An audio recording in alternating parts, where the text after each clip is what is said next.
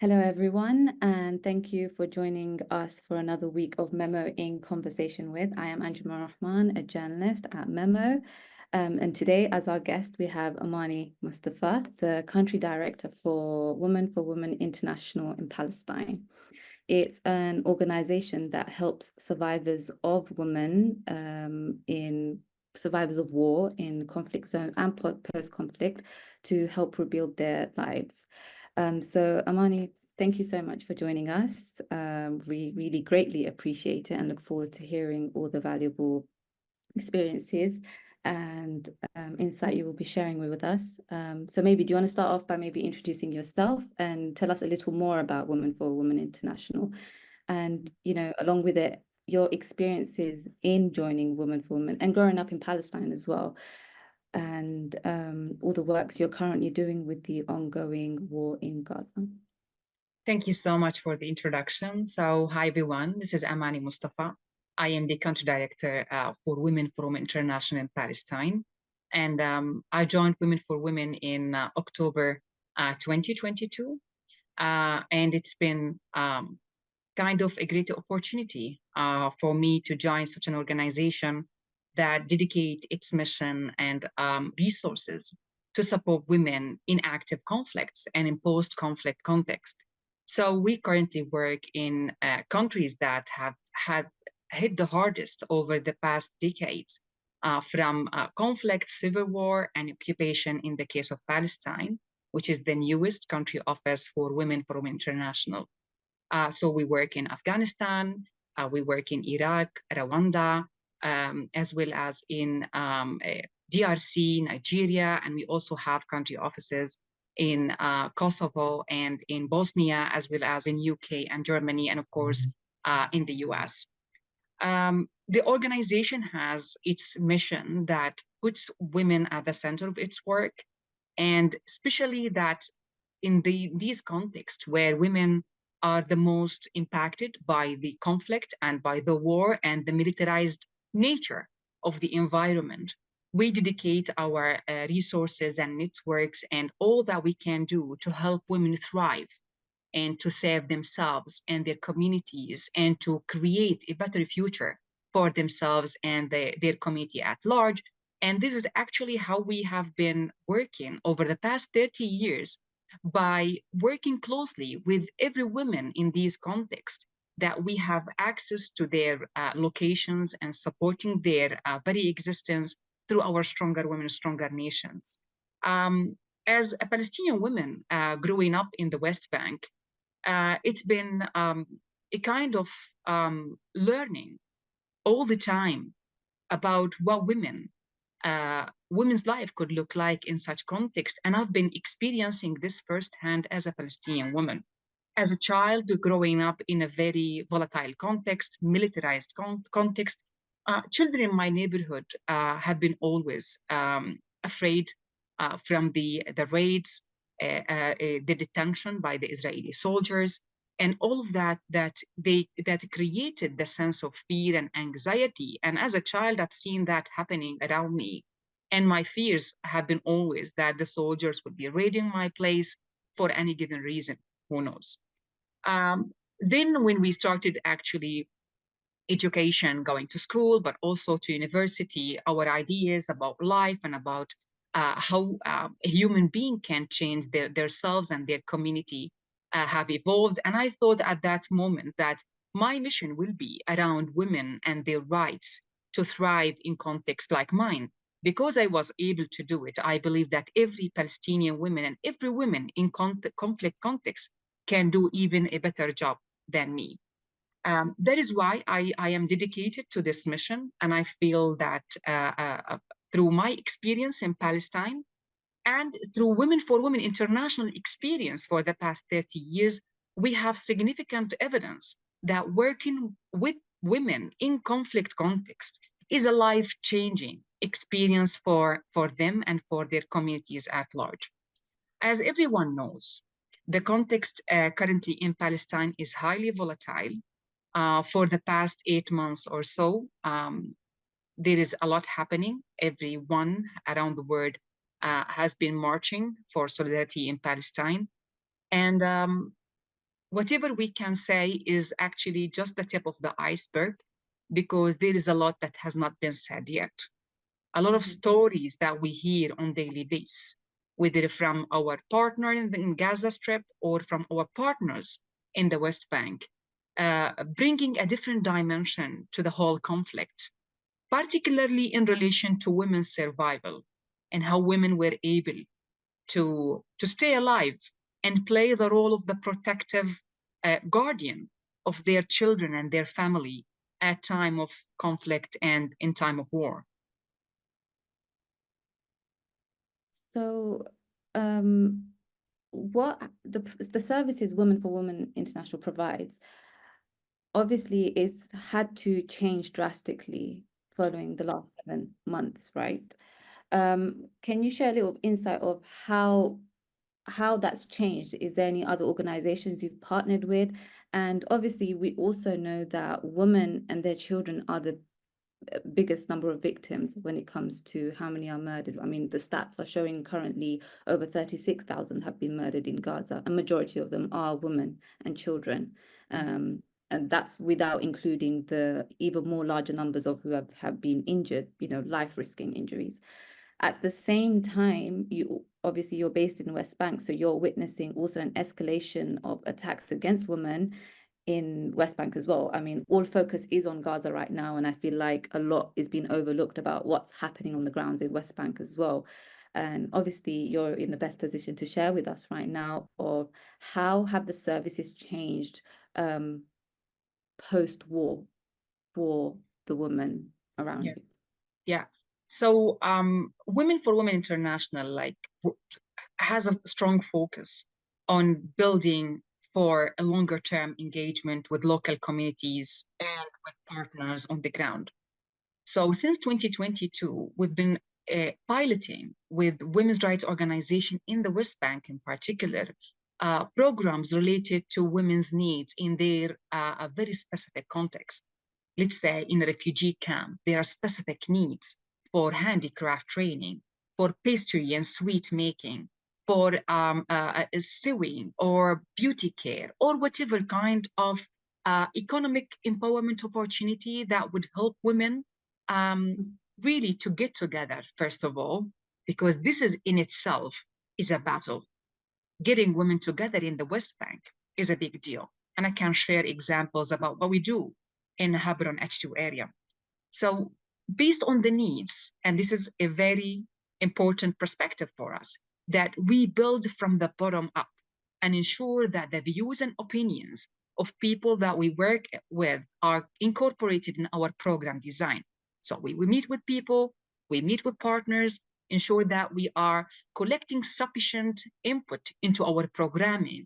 And based on that, we start to provide the funding to meet the demand that women have been voicing through our assessments. So successfully, we've been able to provide around 100 women with the vocational training, supporting women to access psychosocial and legal aid, supporting a prominent Palestinian organization to provide helpline services, anonymous, to Palestinians across the West Bank and Gaza, and ensuring that we are supporting shelters, safe houses that are hosting women survivors of violence in different Palestinian cities. And at the same time, we've been supporting the partners to build capacities and also navigate resources to meet the never-ending needs in the West Bank. Then October 7th incident erupted, and we had actually to think quickly about what could be done. And we've seen the escalation have taken a huge toll on the lives of 200,000 Palestinians in the West Bank who've lost their income, who've been been working in the Israeli construction and farming market. And now for the past 8 months, they lost their main source of livelihood. Not only that, 500 checkpoints have been erected in the West Bank only. 29 of these in Hebron H2 area. It's a huge number since the 7th of October. And that gives you how the life in the West Bank have been completely paralyzed. So what could be the possible action to meet the unmet needs of those households and those women that we've been meeting for a long time now and have built connection and have started to think strategically about stronger women, stronger nations, and how to take our program to the next level. So we had to meet with partners individually and collectively to develop an emergency response plan. Since we know that women unable to leave their houses, families need food, need hygiene items. We know what is the situation in Hebron H2 area when it's completely under lockdown. More than 7,000 Palestinians in Hebron H2 area have been in a lockdown until this moment. They have 1 hour in the morning, 1 hour in the evening to leave their community, and that is not sufficient time for people to go to hospital or for women who are in their labor to access medical care, for elderly to access medical care, and you can name it, what kind of needs human being needs on daily basis. So we developed an emergency response, and we've been able, through the support of our local partners in Hebron, in Nablus, in Ramallah, in Jerusalem, to provide food items and hygiene items to respond to those needs. But that was not actually the end of it, because we needed also to provide remote counseling support. Since women are no longer able to reach our community centers, we provided and activated the hotline services to reach out to those women and made sure that the response that we're providing are not risking the lives of those women who are needing to get out of their community to access, since our partner staff was unable to get into the community because of the checkpoints.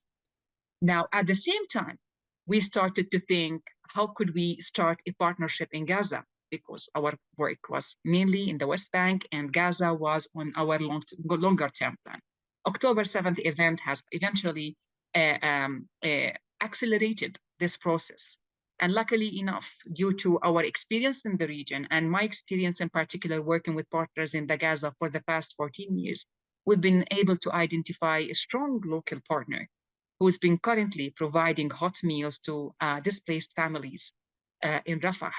And due to their last invasion to Rafah, they moved their community kitchen and their offices to Khan Yunis, that Women for Women is now providing tents to their staff and to their field office.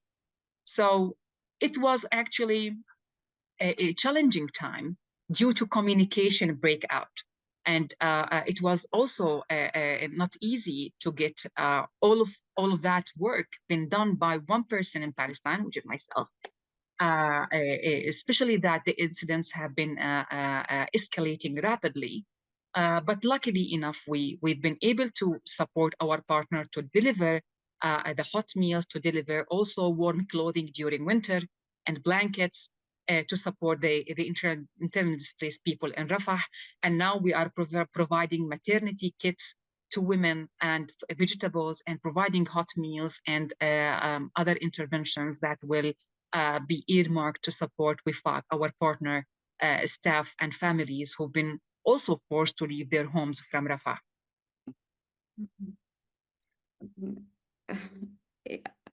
It's amazing to hear how you guys are being able to navigate around these situations, especially regarding the checkpoints, which I wasn't actually aware of, about the new erections of checkpoints in Hebron. So what I want to know is, what I'm curious to know is also the fact that these women are remaining to engage with your organizations, you know, even though they're not being able to arrive to you physically. Can you share some experiences of personal experiences that these women are facing, and maybe provide a unique insight, maybe share 2 stories and their unique difficulties and why they reach out to Women for Women? I think like Women for Women is providing the avenue for creating solidarity within communities at national level and also internationally. So when people are in a condensed area under lockdown, lacking hope, lacking access to all needs that human will be needing on their daily life, and they just see like a light towards the end of the tunnel, they will go to it. So we provide that angle of like providing a hand to those women to access our partner's space, or to enable our partner to reach out to these women wherever they are, apart from Hebron H2 area, which is under lockdown. The last meeting that I had with women from Hebron H2 area was so emotional to me.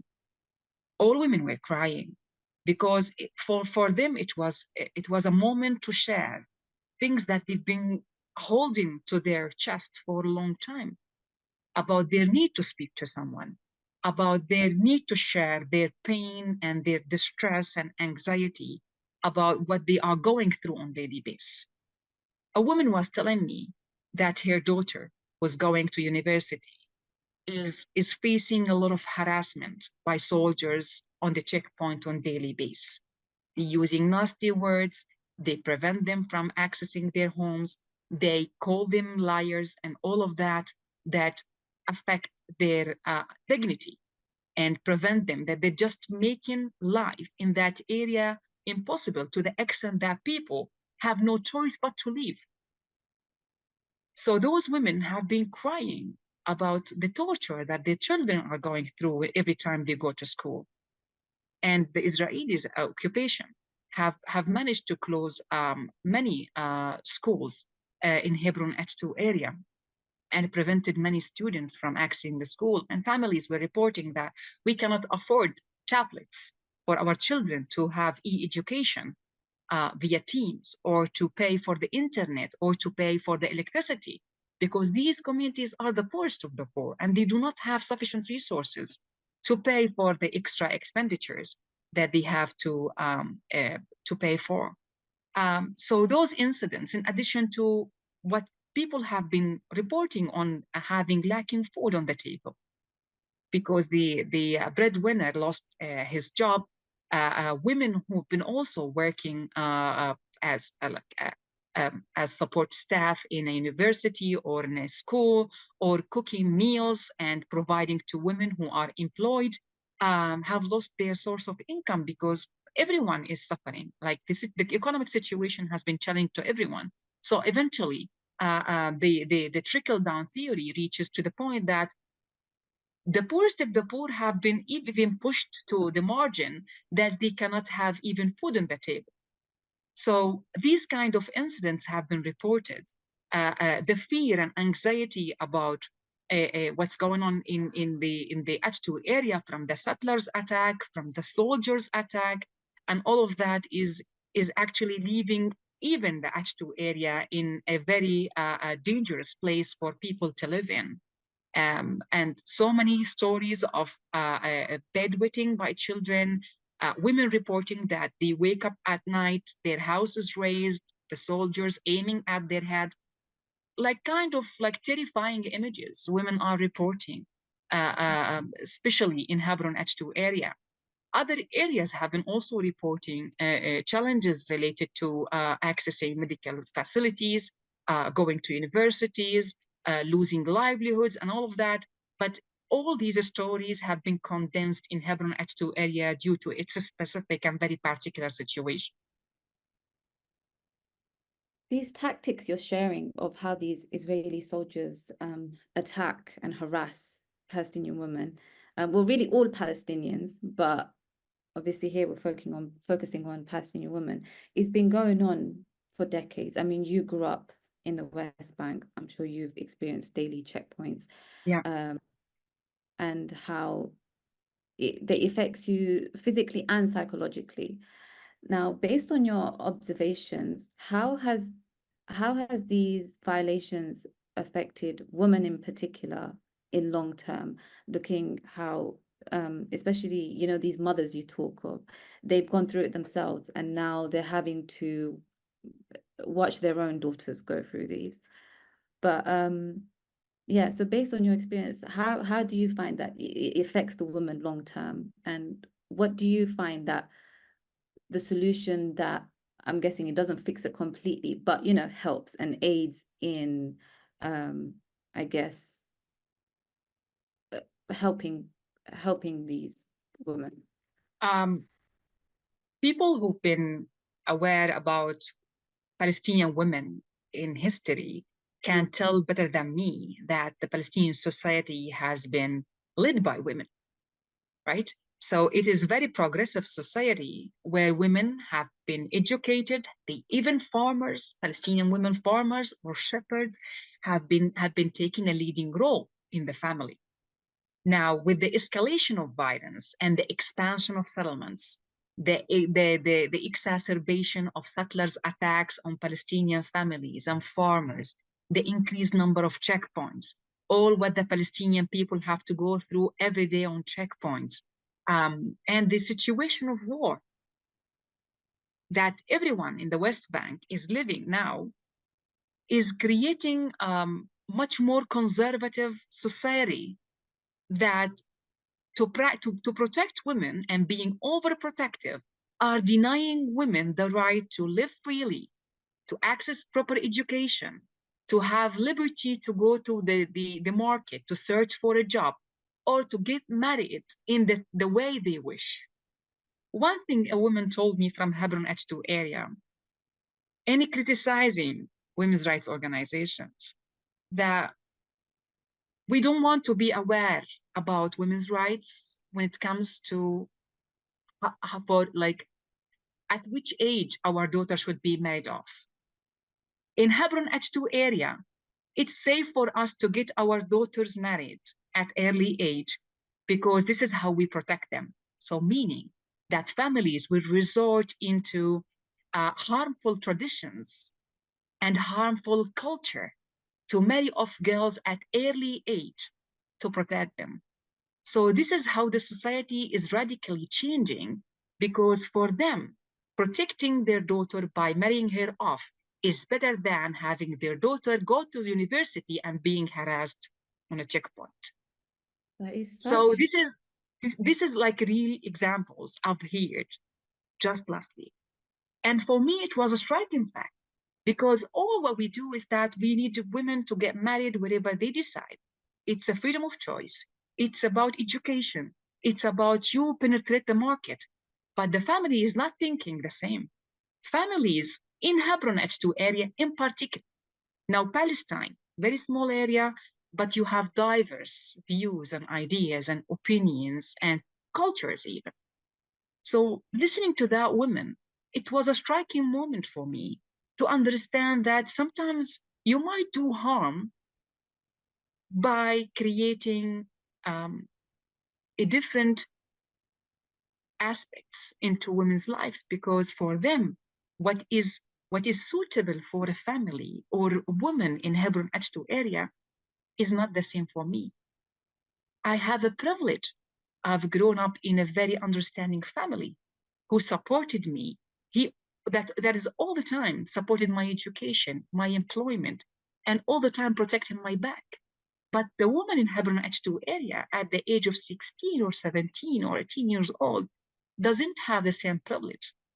So understanding that was really important to me, to ensure that we always support communities to protect themselves without causing any harm. We always do that, but we need to take a point of departure from where people see the value of their culture and tradition in protecting women's lives. And this is a very important consideration. Yeah, and also from what you're saying, it's important to note that it's as a result of the settler expansion and escalation of attacks by the Israeli soldiers and authorities, that the residents of Hebron are having to resort to making such decisions. Absolutely. Not because they want to Not marry them off. it's not reflecting the wider Palestinian society. At all. So it's a very particular example from people who are living under a highly militarized context. Mm. So, and for us as organizations and as an individual, supporting women to thrive in their life and to take challenges, to challenge themselves and their attitudes, to become leaders and to change their lives for better. This is what we are aiming for, not about like girls' marriage, but listening to that woman. We just respect that and appreciate that whatever works for Amani doesn't necessarily needs to be worked for another woman who lives a different life. So all the time, that is why Women for Women International respects the power of women and builds on that understanding without causing any harm to their beliefs. However, we will support them to navigate better solutions and tactics and strategies to protect their daughters without causing harm or to force them into a marriage at early age, which is a deprivation of their childhood. So understanding that perspective gets us to a point how our curriculum, how our approach, and working with adolescent girls could integrate those elements about women's and girls' protection in a situation like Hebron H2 area. So, okay, so these are recent experiences you're talking about. And again, as a result from, even more as a result from 7th of October, is there, the problems are completely different, or maybe, I don't know, obviously it's for you to share, for now the women in Gaza, because I can only imagine it's 10 times worse from what you've just shared about Hebron. Sure. Can you share a little about the experiences for now the women in Gaza and what you've heard from them recently? And obviously we're reading on the news and, media that, women are having problems with their, with their experiences of birthing. They're having to give birth without any Anesthesia, without any support. without any support. Yeah. So, yeah, I can only imagine what you will be ready to share now about heard one explanation from Hebron compared to the wider Palestinian society, and now moving on to Gaza. What's unique about their struggles for the Palestinian women? I've been following up with women in Gaza since the early time of the latest escalation or the war, and at many moments I felt really paralyzed. Like I can't even imagine how could that be possible, to live without having or having to queue for hours to go to the washroom. And people are so cramped in a very small area. Women has been searching or using makeshift,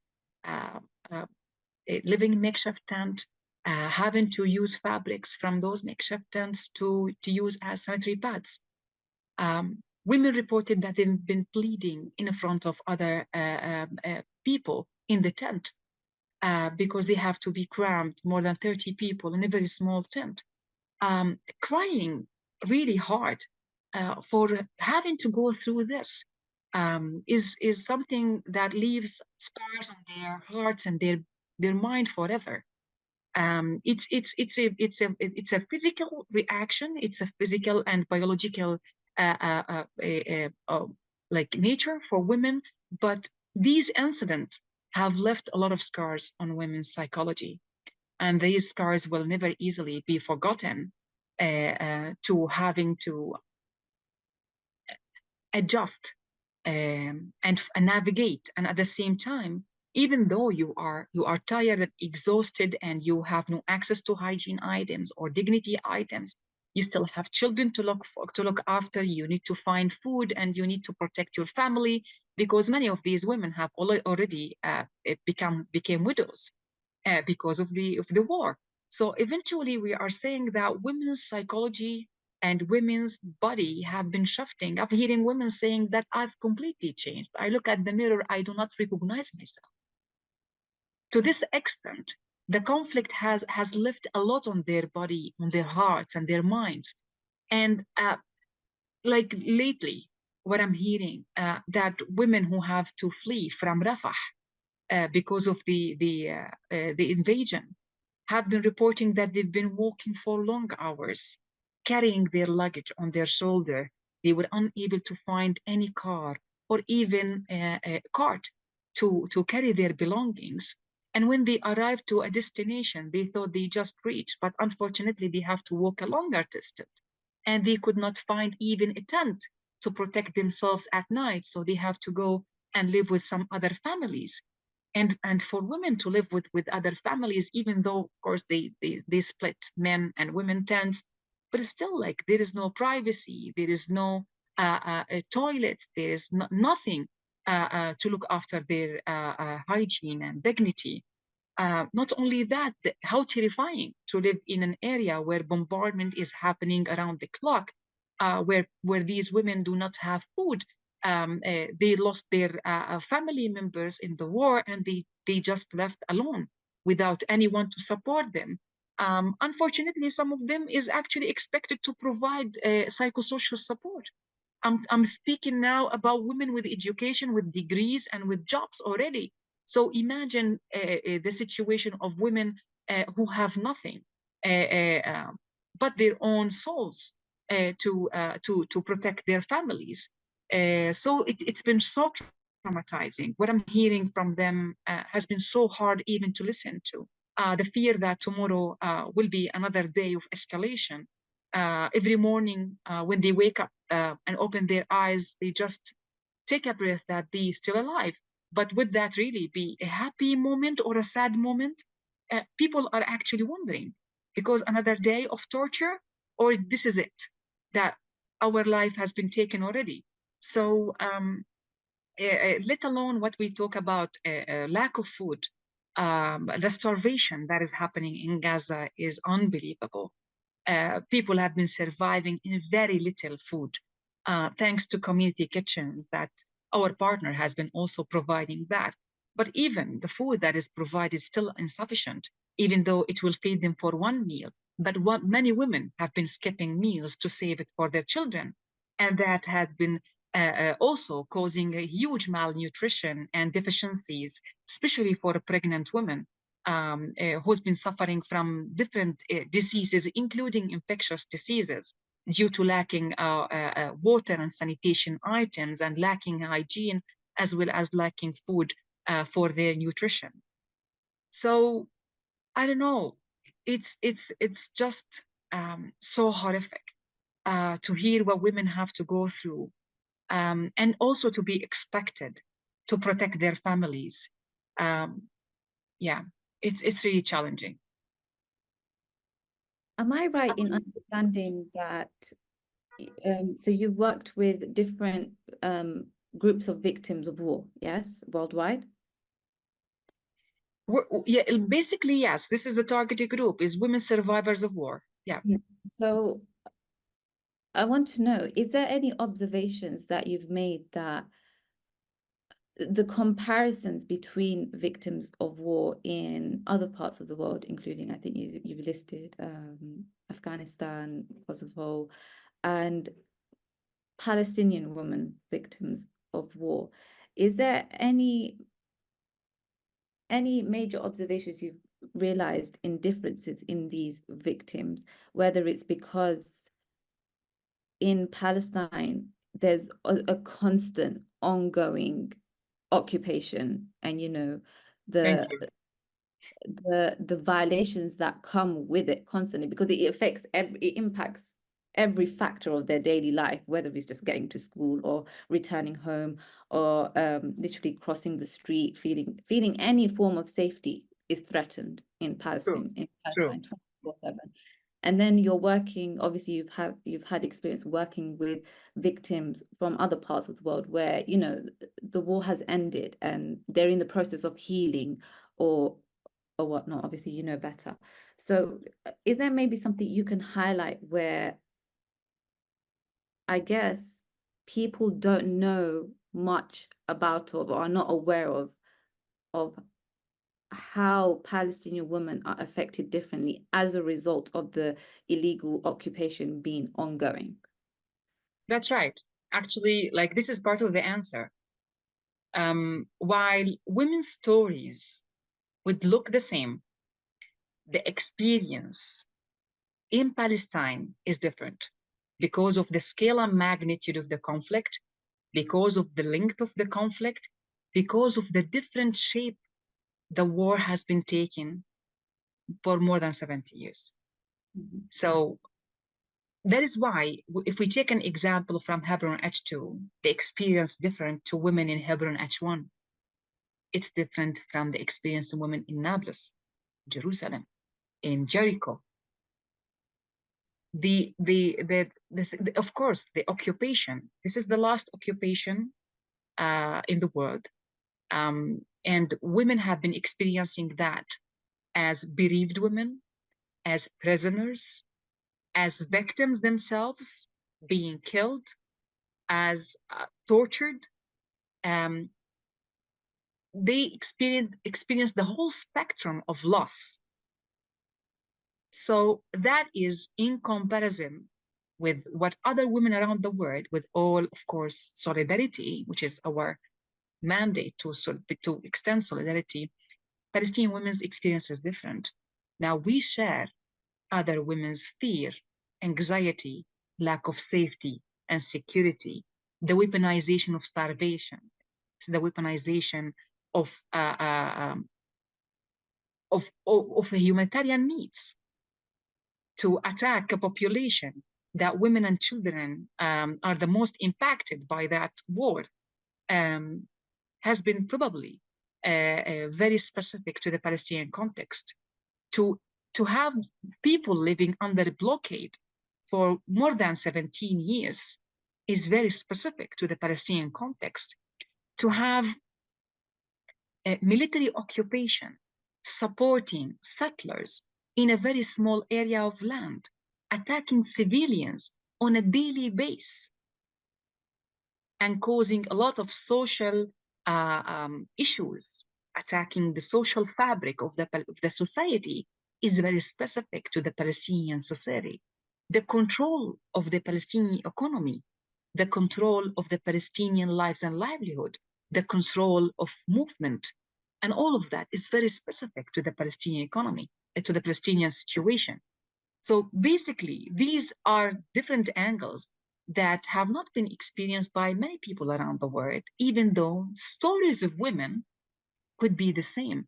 But this woman, when the war ends in Gaza, hopefully today or tomorrow, we pray all the time that this war will end as soon as possible. But would you think that there will be a healing process for women? And how long would it take? Is it like the rebuilding of Gaza that will happen next day? Or that will be another journey of fetching how could these women survive as widows, as bereaved mothers, sisters, and so on. Where would they go since Gaza is unlivable already? Where the hospitals are destroyed, schools completely destroyed, the infrastructure from the north to the south, completely, more than 70% of the infrastructure has been completely destroyed. So where they would go and what kind of a life they would be expecting? Many Palestinians are now asking this question, like if the war ends tomorrow, what's next? What's next is harder as much as the current situation in Gaza. So the experience is quite different. Also in the West Bank, as we speak, annexation is taking place in the Jordan Valley, in the Hebron area, in Nablus, in Jenin. So not only that, like these kind of situation or the events, the security events, if you like, that is happening on the West Bank since October 7th only, more than 500 Palestinians have been killed. More than 10,000 have been put in jail. So it is different. It is different to any other context where women been surviving conflict and their healing journey. Of course, we would love if there is peace tomorrow, that women learn from other women in Bosnia and in Rwanda how have their journey to healing have been happening, because we really need to learn how to heal, because the wounds are so deep. I say like not even 10 lifetimes are enough. Yeah, not. The reports would say that it would take 70 years to get Gaza as it used to be before. So yeah, unfortunately, it's a very it's very tough times for all of us. And we have nothing but to keep our hope that supporting women, this is our mission, supporting women to recover from these traumatic experiences, ensuring that they do have the resources, the opportunities, and the avenues they need to voice their concerns, to access opportunities, to help themselves and their families are available and provided to local partners whom we believe are actually capable of really supporting their local constituent communities in the best way possible. Um, and this is our hope that we just support at this point in time, hoping that tomorrow will be an end to this war and that people can really rebuild their psychology, rebuild their families, rebuild their communities and their nation for a better future. How can the international community do their part in helping um, the women you talk of in Gaza and Palestine? Obviously, everyone is feeling helpless, you know, just watching, scrolling on social media, reading, trying to stay update. It's so easy to feel helpless and feel like there is nothing we can do. But obviously, you know best of how people can get active and be involved in helping, whether it's helping directly with Women for Women Organization International. And yeah, what can we do? What we see on social media, and also I've seen it like in the US, that the people around the world are marching for Palestine. And that in itself is the just the right move at the right time. And to continue to pressure the government to respect the international law and to really ensure that these countries are not involved in causing harms to Palestinians. So the international community just need to be not to lose its moral compass and ensure that they live up to the ethics and to the laws that they established, and to ensure that they take up their third-party responsibility to the Fourth Geneva Convention, and to exert pressure to ensure that the Palestinian population's life is respected and protected at all times. So they have a huge responsibility.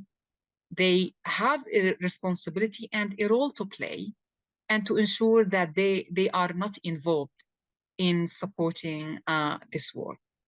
And by that, we can, of course, as Palestinians, not only feel the support of the people who've been always with Palestine, but also see decisive action by their governments in really living up to their ethics and responsibilities.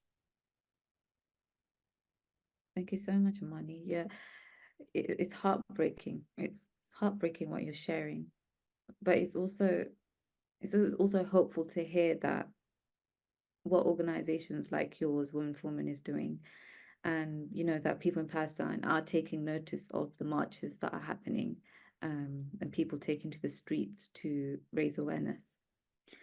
Yeah.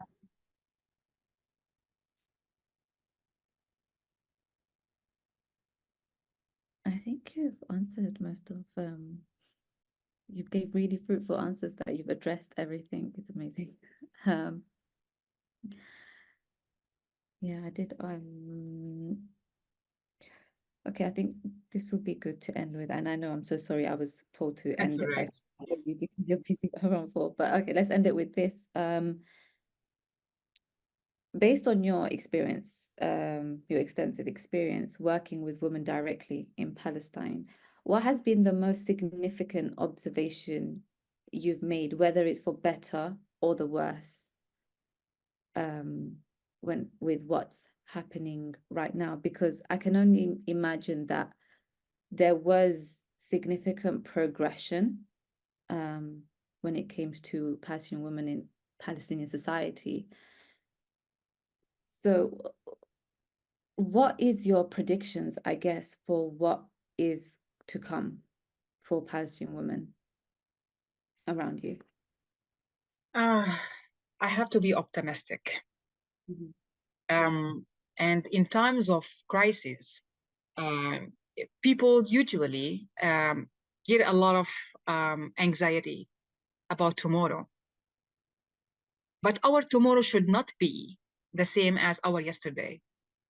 It should be the day where all Palestinian women will be free and their children will be protected and their communities will be safe.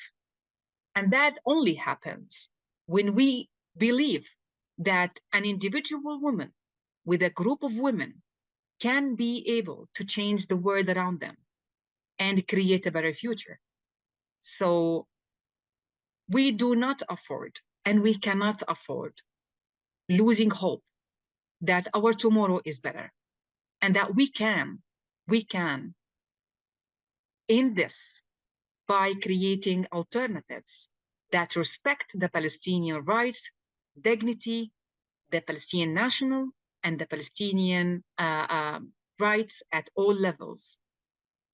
It's important that the whole world recognize the Palestinian people's right to self-determination as the solution to this crisis. So, I think it's yeah, also important for especially particularly the West to acknowledge that it's Israel that's threatening the very purpose of women in Palestine. That it is what's threatening the development of women's and women rights, women empowerment in Palestine. And I'm also curious, you mentioned that you had the privilege of growing up, having, a great support system, whether it's supporting your journey through your education or growing yes. up in your employment, you said. So what actually sparked your interest into becoming an activist for Palestinian women? Because I'm guessing it's not personal experience, but is it what you've witnessed around you or? Very good question. But also it's personal experience. Yeah. And also Okay. personal experience. Because like I have an amazing family in the midst of a challenging context. Yeah. So like I grew up on learning things that about why I am not allowed to do this. Like what does that mean if I am not allowed to do that and my brother is allowed to do it? And why the society looks at women different how they look at men. And yeah, how a woman could really be respected without being married. It's a question that I grew up learning. Like, how can I be that person will be respected for who I am and what I do, not because I am married to that person. So it's of course it's a society that is very diverse, where you can have a family like mine, supportive, very understanding, and all the time pushing me forward. The society has not been that easy, and I was able to challenge that. So despite I had fears about what I can or cannot do, I proved to them and myself that I always can. That is why this is actually the best example that I can provide and I've been providing to my team all over the past 16, 17 years, that I was able to do it. Of course you can. As a professional leader, as a woman activist, as a Palestinian woman, we live similarly in similar like circumstances most of the time. And our experience might be different, but towards the end of the day, we have only one choice, is to excel, is to succeed, because we cannot afford failing as Palestinian women. We need to be ready when our independent state is declared to assume leadership positions. We need to build the Palestinian society and the Palestinian women for that moment, and we cannot afford losing time. So this is actually the, if you like, my all the time advice to our partners, to my team, and to women I meet in the field. And I've been all the time inspired by their leadership and experience. Palestinian women, even in the most dire situations, are very powerful. And when I call them, Is there I watch. you looked up? Sorry. Is there anyone in particular you looked up to? I've been looking up at all women in general. I all the time, like my heart all the time goes for those women who really work hard. So every society, every place where I go, I just look at how women are hardworking, and these are the pillars of any nation. That is why I believe in Women for Women, and I believe in what we do, because looking at around the world, like women can build and rebuild. And every time there is a crisis, you will find women who are carrying the whole family on their shoulders, and like all the time nurturing a new generation full of hope that is able to change their lives. So, of course, all the women in my society, my mother comes first, of course, as the first woman I looked up to. But I all the time wanted a better version of myself, a better version that is able to really continue challenging and believing in what we do. So women in Palestine are powerful. Women in Palestine teach the world how to be a great woman that will put her life for her family, to protect them and to secure their needs. Yeah, a great woman all the time. I was just saying that when I was calling friends and colleagues and partners in Gaza, I was watching the news, so depressed, and I just called them with a very fading voice, just wanting to know how they are. And then my friend or my colleague turned up on the phone saying, "Hey, how are you doing?" Like with a very strong voice. And I asked them, "How could you sustain that?" Like they say that we cannot afford but to be powerful. Our family is looking up to us, and we need to be that model and idol for them to keep them strong. And if a woman collapses, the whole family will collapse. So that is actually what we are believing, that investing in women is the answer to counteract to all this violence that we experience on daily basis. Well, it was a beautiful circle moment the way you ended it. Thank you so much, Amani. You shared so much insight, so much personal insight as well. So thank you so much for that. I really, really appreciate it. And I know it's this is what will make this conversation so impactful for everyone to hear and share.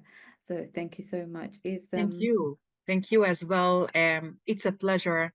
I like really the questions. Thank you for raising up with me and for allowing me to share even some personal testimonies from my side and from the people that we serve. And thanks for the opportunity. And I wish you a successful work, because you are doing an amazing job. Thank you. And thank you to our listeners for joining. And please do join us next week. Okay, thank you.